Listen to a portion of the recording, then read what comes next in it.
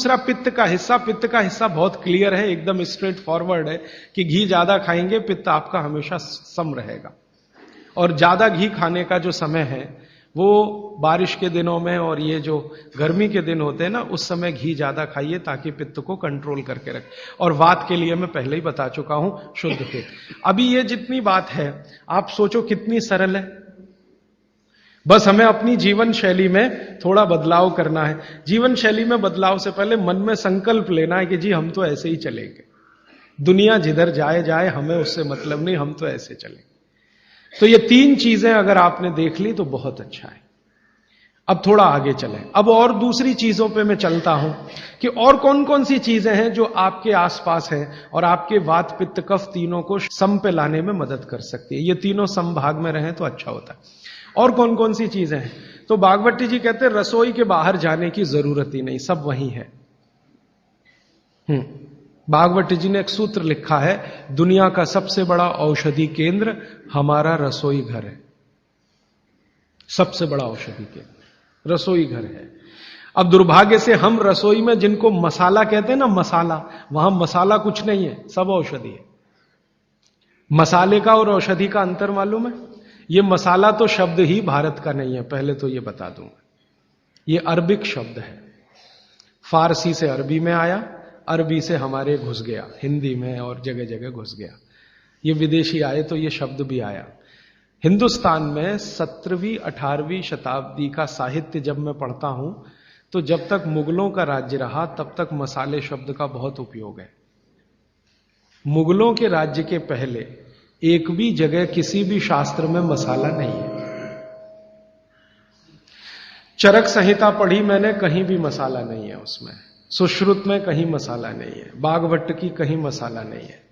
पुराने जितने लेखक हुए हैं ना 10वीं शताब्दी के पहले के, कहीं भी किसी ने मसाले शब्द का इस्तेमाल ही नहीं किया। हर जगह है तो औषधि है, औषधि औषधि, जीरा औषधि, धनिया औषधि, ये औषधि के रूप में है। तो इनकी जो प्रॉपर्टीज हैं रसोई घर की, औषधियों की, ये सब आपके चिकित्सा के लिए है। अब मुझे समझ में आता है कि हमारे पुराने जमाने की माताएं बहनें, जो हमारी दादी हैं, नानी हैं, उन्होंने अपनी अपनी बेटियों को जो कुछ सिखाया, सब्जी बनाना तो क्या क्या डालना, जीरा चाहिए, धनिया चाहिए, हींग चाहिए, मात्रा कितनी कितनी चाहिए, वो सब बड़े वैज्ञानिक और चिकित्सक लोग रहे होंगे। क्योंकि रोज हमारे शरीर में वात पित्त कफ की स्थिति सम और असम होती रहती है। आप जानते हैं सुबह जो है ना वात ज्यादा होता है शरीर में, सुबह सुबह, दोपहर को पित्त ज्यादा होता है, शाम को कफ ज्यादा होता है। तो ये पूरे 24 घंटे में ऊपर नीचे होता रहता है। तो 24 घंटे में जो वात पित्त कफ ऊपर नीचे होता रहता है, तो सब्जियों में उसी के हिसाब से औषधियां डाली जाती है। जैसे दोपहर की सब्जी बने, दोपहर की, तो मेरी दादी को मैंने देखा था कि दोपहर की सब्जी बनाएगी तो अजवाइन जरूर डालेगी उसमें, और वही सब्जी रात को बनाती थी तो अजवाइन नहीं डालती थी। तो एक दिन मैंने दादी से पूछा कि यही सब्जी दोपहर को मैंने खाई तो इसमें अजवाइन थी, शाम को खाई तो नहीं, क्यों? तो उसने उत्तर तो नहीं दिया। तो उसने कहा मेरी मां ने ऐसा सिखाया। बस बात खत्म हो गई।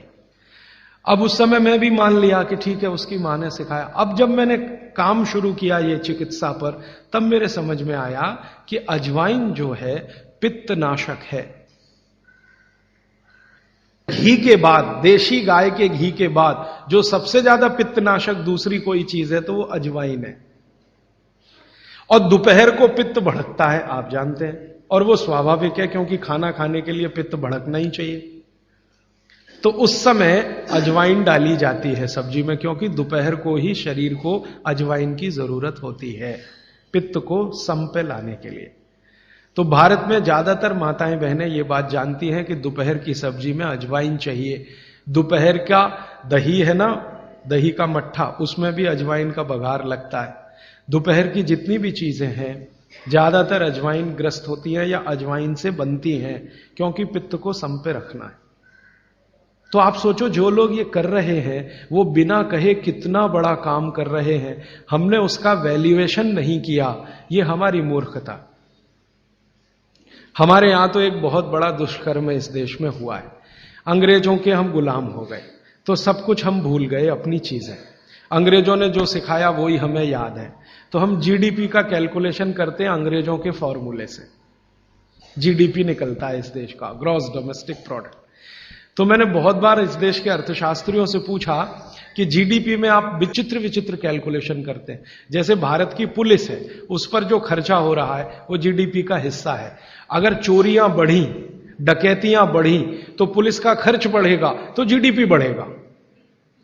और प्रधानमंत्री छाती ठोक के कहेगा मेरे जमाने में जीडीपी 10% से ऊपर बढ़ गया। सो व्हाट, पुलिस का खर्च बढ़ गया, माने चोरियां बढ़ गई, डकैतियां बढ़ गई, अत्याचार बढ़ गए, अनाचार बढ़ गए, तो जीडीपी बढ़ गया, तो क्या बड़ी बात है।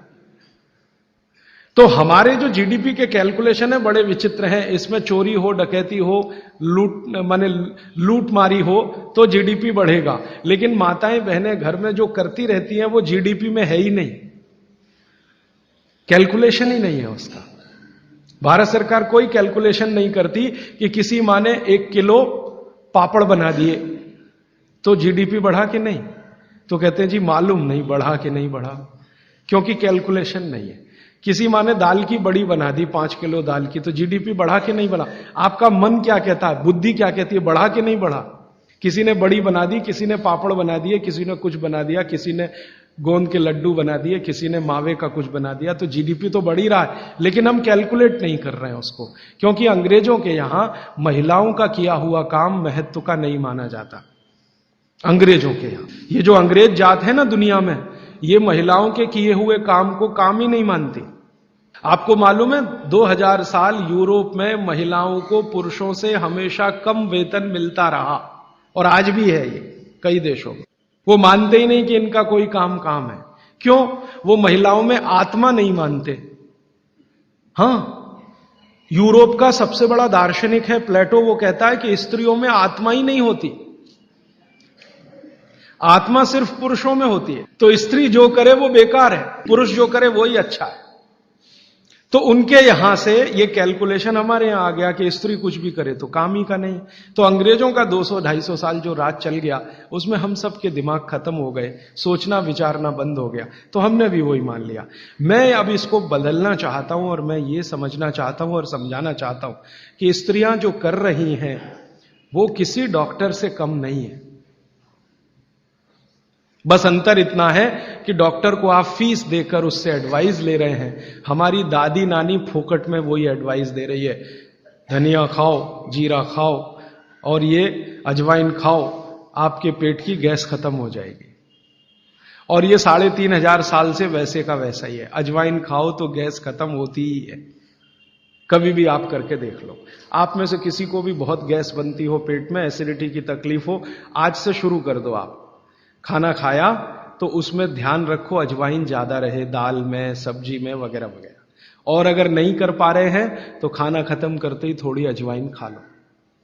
अजवाइन ज्यादा तकलीफ ना कर दे, उसका बैलेंस है काले नमक के साथ, तो थोड़ा अजवाइन और काला नमक मिला के हर खाने के बाद खा के देख लो। 3 दिन में ना आपकी गैस बंद हो तो आप जो कहो मैं हारने को तैयार। ये गारंटी मैं नहीं दे रहा हूं, ये गारंटी अजवाइन दे रही है, मेरी गारंटी नहीं है, अजवाइन की गारंटी है। तो वो कहते हैं बागवट जी कि पित्त को सम रखने के लिए हमारे रसोई में घी के बाद जो दूसरी चीज है वो है अजवाइन।